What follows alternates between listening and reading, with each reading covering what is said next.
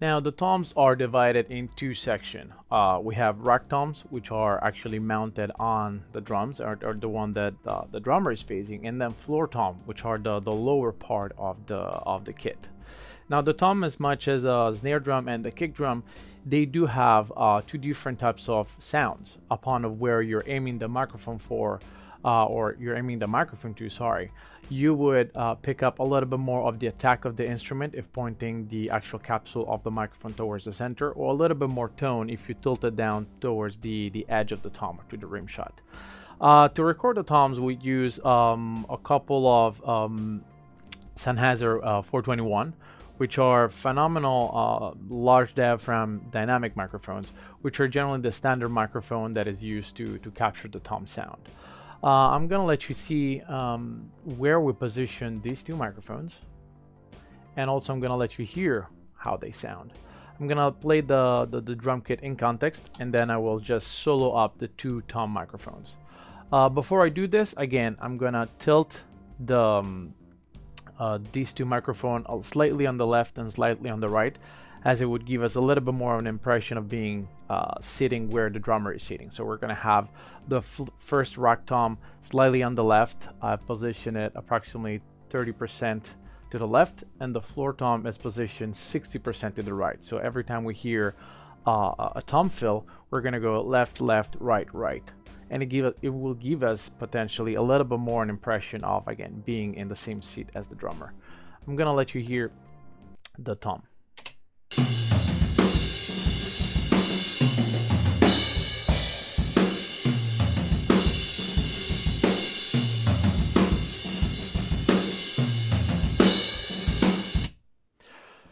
So as you can hear, there is a lot of room tone that kind of like prolong the length and the size of this instrument. I'm gonna solo only the tom track to let you hear the difference. So right now we heard the huge reflections that the toms had within the room. Let's see the difference between closed microphone versus ambience microphones.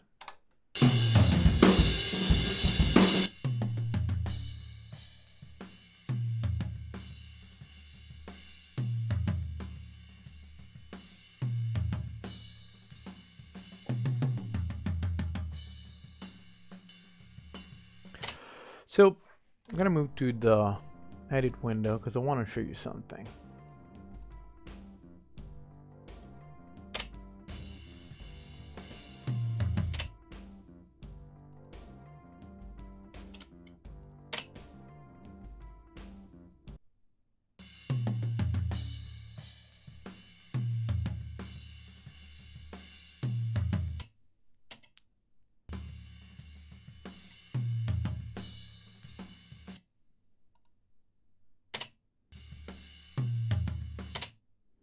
All right, that's exactly the frame I was looking for. So as you can see here, both of this MD421 have been positioned in a way that they would pick up a little bit more the tone of the actual instrument. As a matter of fact, they're not pointing towards the center of the instrument, but rather they are aimed at 45 degrees towards the rim shot. Now, what this off-axis will do, first of all, is going to allow us to capture a little bit more of the long sustained note of the tom. Second of all, using a set of dynamic microphones such as the MD421, we're using again the polarity pattern, which is cardioid, to focus exactly on what the microphone is seeing, and we're using the rejection pattern in order to prevent all the bleeding from the adjacent part of the kit to fit in within this microphone. As a matter of fact, if you look how close they are to the cymbals, to the snare drum, and to the rest of the kit, if you think about it, they pick up a little bit of the bleeding of the overall sound.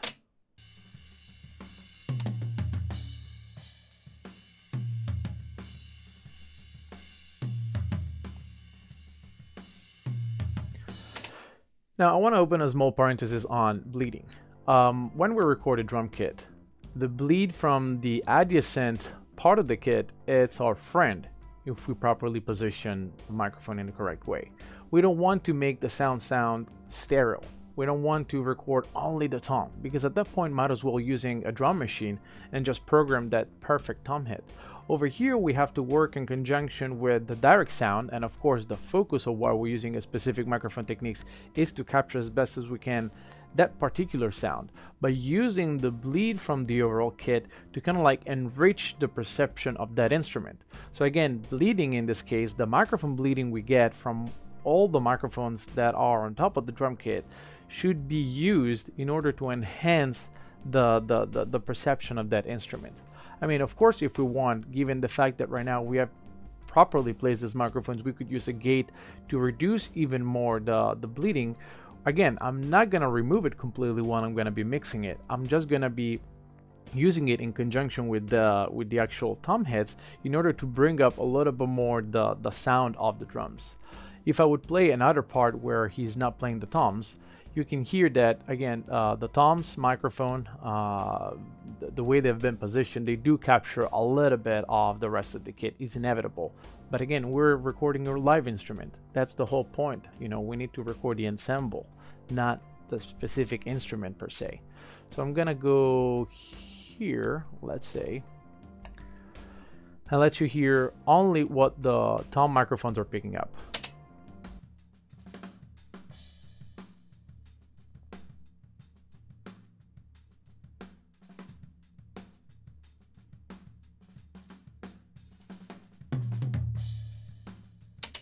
Again, someone might say, all right, there is a lot of bleeding in. Do you still hear this bleeding if I unmute the toms and play the toms in context with the overall drum kit?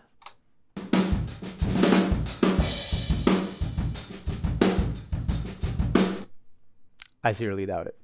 So again, you always have to have in front of you the bigger picture. You gotta have a sort of like eye bird view where you can see the overall kit, and you're not only focusing on one part of the kit at the time. The kit is made as a whole, and you know, proximity microphone, again, they're only going to be used to give a little bit more tone to the instrument we're recording and to enhance the intelligibility of that instrument within the overall sound of the mix. That means that once the drummer will do a tom fill, I might use these two faders and write an automation in order to enhance the attack of these two. That's the only reason why I'm using a combination of closed microphone plus ambience microphone. Matter of fact, I'm gonna let you hear the exact same example as before, where I'm gonna be start soloing tom, kick, hat, snare, and then the overall kit. All right, let's go from here actually.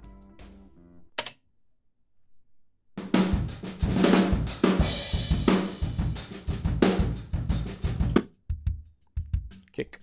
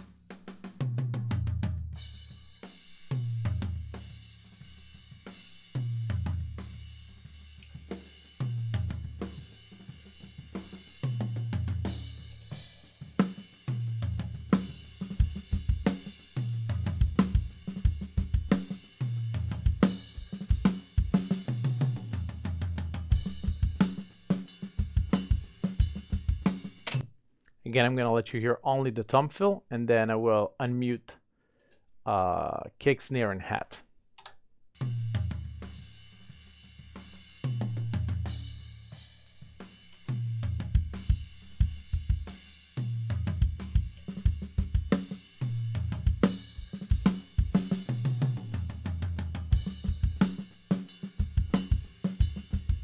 So as you can hear, in this case, actually having a hi-hat microphone allows me to bring up a little bit more all those ghost notes that it does with the pedal. So it opens and closes, opens and closes, opens and closes the hi-hat. Give it a listen. I'm gonna mute the hi-hat right now, and then mute it along with the performance. So what the drummer is doing, along with playing, you know, kick, tom, and snare, it will also gives 8 notes on the hi-hat by pressing the pedal and opening and closing it. So listen to it. So right now the hi-hat is muted, and I will unmute throughout the performance.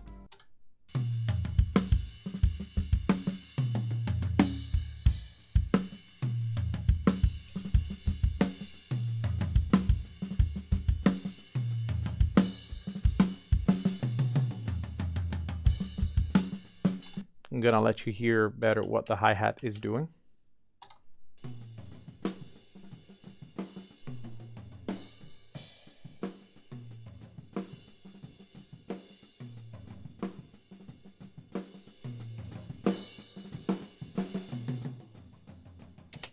All right, again in context, before without hi-hat and then with.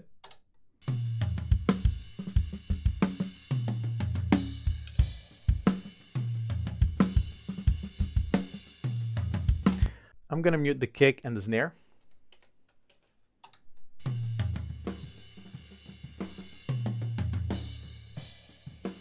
I'm gonna reopen them.